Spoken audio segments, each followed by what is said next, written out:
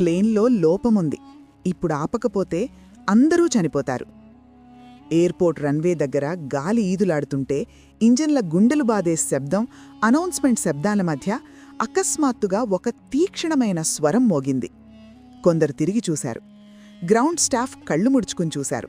టెక్నీషియన్లు ఆశ్చర్యపోయారు. వాళ్ల ముందు నిలబడి ఉన్నాడు ఒక సన్నని, నల్లని 11 పేద అబ్బాయి. ఊపిరి బిగబట్టి ఎగసిపడుతున్న ఛాతీ, కళ్లలో నిజమైన భయం. ఆ అబ్బాయి ఎంత చెప్పినా ఎవ్వరూ వినలేదు. మరి 15 నిమిషాల్లో జరిగింది అందరి ఒళ్ళు పులకరించేలా చేసింది. పూర్తి వివరాలు తెలుసుకోవాలంటే వీడియో చివరి వరకు చూడండి. ఆ రోజు ఎయిర్పోర్ట్ అంతా సాధారణంగా కనిపించింది. ఢిల్లీ నుంచి ముంబై వెళ్లే పెద్ద కమర్షియల్ ఫ్లైట్ టేకాఫ్ కోసం సిద్ధంగా ఉంది. మెరిసే తెల్లని బాడీ, రెక్కల కింద 2 భారీ ఇంజన్లు, టేల్ మీద కంపెనీ లోగో. టీవీలో చూసే సీన్లాగే. ప్రయాణికులిప్పటికే బోర్డింగ్ చేశారు. కొందరు కిటికీ నుంచి బయట చూస్తున్నారు. కొందరు సీట్ బెల్ట్ కట్టుకుంటున్నారు. కొందరు ఫోన్లో చివరి మెసేజ్ పంపుతున్నారు.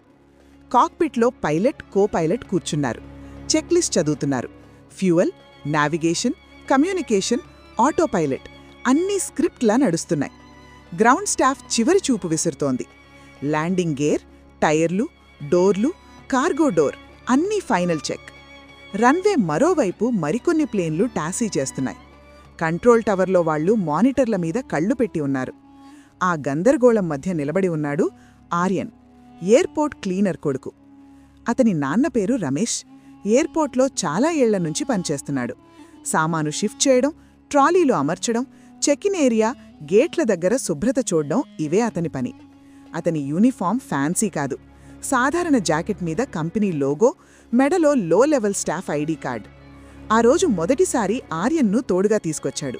ఇంట్లో ఒంటరిగా వదలడం ఇష్టం లేదు. ఆదివారం స్కూల్ హాలిడే.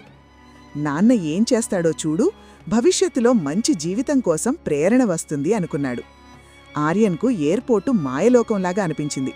లోపల అడుగుపెట్టగానే ఏసీ గాలి, మెరిసే ఫ్లోర్, ఎస్కలేటర్లు, పెద్ద స్క్రీన్ల మీద ఫ్లైట్ పేర్లు, అంతా జాదూలాగా. రన్వే దూరం నుంచి కనిపించేది. ప్లేన్లు నెమ్మదిగా పరిగెత్తి గాల్లోకెగిరేవి. ఆ శబ్దం అతని గుండెల్లోకి చొచ్చుకుపోయేది. చాలాసేపు నాన్న వెనకాలే తిరిగాడు, ట్రాలీలు అమర్చడం, ఖాళీ బాటిళ్లు ఎత్తడం చూస్తూ. కాని నిజమైన ఆకర్షణ ఆ భారీ ప్లేన్లు గాల్లోకెగిరేవి. కాసేపటి తర్వాత రమేష్కు ఒక గేట్ దగ్గర డ్యూటీ వచ్చింది. ఢిల్లీ ముంబై ఫ్లైట్ బోర్డింగ్ అవుతోన్నది. ఇక్కడే పక్కన కూర్చో, ఇటూ అటూ పరిగెత్తద్దు, ఈ మెషీన్లు జోక్ కాదు అని ఆర్యన్తో చెప్పి బ్యాగేజ్ ట్యాగులు లోడ్ చేయడానికి వెళ్లాడు. ఆర్యన్ అక్కడే నిలబడి ప్లేన్ చూస్తున్నాడు. ప్రయాణికులు లోపలికి వెళ్తున్నారు. స్టాఫ్ నవ్వుతూ వెల్కమ్ చెప్తోంది. ఒక ట్రక్ కార్గో కంటైనర్తో ప్లేన్ కడుపు దగ్గర ఆగి ఉంది.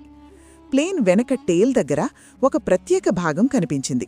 ఏదో తిరిగే ఫ్యాన్ లాగా, ఆక్సిలరీ పవర్ యూనిట్ లాంటిది. అతను జాగ్రత్తగా చూస్తున్నాడు.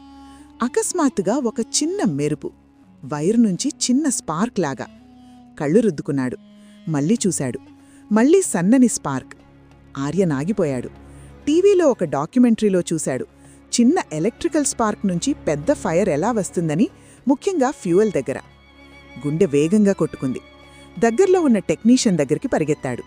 ట్యాబ్లో చెక్లిస్ట్ టిక్ చేస్తున్నాడు. అంకుల్, అక్కడ ఏదో తప్పుంది. ఫ్యాన్ దగ్గర స్పార్క్ వస్తోంది, ఒకసారి చూడండి. టెక్నీషియన్ మొదట శ్రద్ధ పెట్టలేదు. తర్వాత నవ్వుతూ, బాబూ, మేము రోజూ 100 ఫ్లైట్లు చెక్ చేస్తాం, అన్నీ క్లియర్, నీ నాన్న దగ్గరికి వెళ్ళు. కాని ఆర్యన్ కదల్లేదు. సార్, ఈసారి బాగా చెక్ చేయలేదు. నిజంగా ఈ ప్లేన్ ఎగిరితే పడిపోతుంది. ప్లీజ్ ఒకసారి చూడండి. టెక్నీషియన్ ముఖం మారింది. వెళ్ళిక్కడ్నుంచి, నువ్వు ఎయిర్క్రాఫ్ట్ ఇంజనీర్వా? పక్కనున్న స్టాఫ్ నవ్వారు. పిల్లాడు భయపడ్డాడు శబ్దం విని. సినిమాలు ఎక్కువ చూశాడు. ప్రయాణికులు కిటికీల్నుంచి చూస్తున్నారు.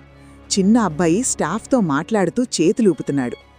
పైలట్ టేకాఫ్ పర్మిషన్ అడుగుతున్నాడు. టవర్ నుంచి సమాధానం రాబోతోంది. ఆర్యన్ గుండె బాదుకుంటోంది. ఎవ్వరూ వెనక్లేదు. అతనికి స్పష్టంగా కనిపించింది స్పార్క్. అక్కడే ఒక సీనియర్ గ్రౌండ్ ఆపరేషన్స్ మేనేజర్ కనిపించాడు. నలుపు జాకెట్, మెడలో రేడియో. నాన్న ఒకసారి పేరు చెప్పాడు. ఆర్యన్ ఆలోచించకుండా పరిగెత్తాడు. ప్లీజ్ వినండి, ప్లేన్ వెనక ఫ్యాన్ దగ్గర స్పార్క్ వచ్చింది 2 సార్లు. ఇప్పుడు ఆపకపోతే అందరూ చనిపోతారు. సీనియర్ ఆఫీసర్ ఇరిటేషన్తో చూశాడు. కాని అబ్బాయి కళ్లలో నిజమైన భయం చూసి ఆగాడు.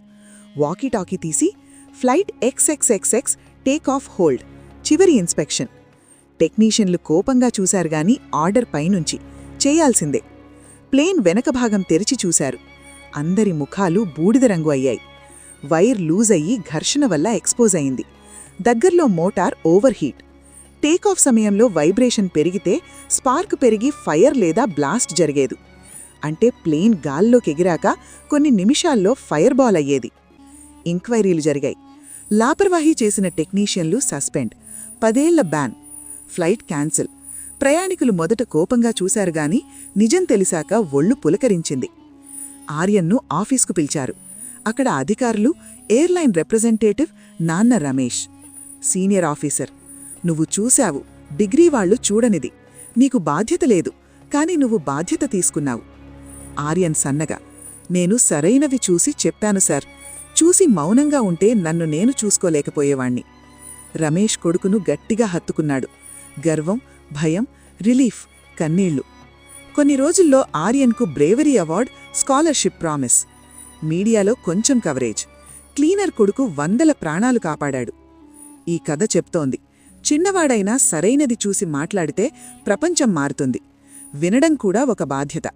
లాపర్వాహి డిగ్రీ చూడదు, ధైర్యం వయసు చూడదు. కథ మిమ్మల్ని ఆలోచింపచేసిందా? లైక్, షేర్ చేయండి. హోప్ తెలుగు ఛానల్ను సబ్స్క్రైబ్ చేసుకోండి. కమెంట్లో రాయండి. వినడం కూడా ఒక బాధ్యత. ఇక్కడ మీకు గుండెను తాకే ఎమోషనల్ స్టోరీస్, జీవితంలోని నిజమైన పాఠాలిచ్చే ప్రేరణాత్మక కథలు, మంచితనం ఎప్పుడూ గెలుస్తుందని నమ్మించే హార్ట్ టచింగ్ టేల్స్ మాత్రమే ఉంటాయి. చిన్నవాళ్ల ధైర్యం, తల్లి మమత, నిజాయితీ గెలుపు, క్షమాశీలత గొప్పతనం, ఇలాంటి సందేశాలతో నిండిన కథలు ప్రతిరోజూ మీ ముందుకు తెస్తాం. ఒక్క కథ చదివినా, విన్నా మీ గుండెలో ఏదో మార్పు వస్తుందని హామీ ఇస్తున్నాం. కథలు నచ్చితే లైక్ చేయండి, షేర్ చేయండి, సబ్స్క్రైబ్ చేసి బెల్ ఐకాన్ నొక్కండి. మరో కొత్త కథతో త్వరలోనే కలుద్దాం. మీ అభిప్రాయాలు కామెంట్లో తప్పిక రాయండి. మీకు ఏ రకమైన కథలిష్టమో చెప్పండి, మేము అలాంటివే తెస్తాం. జై హింద్, జై తెలుగు.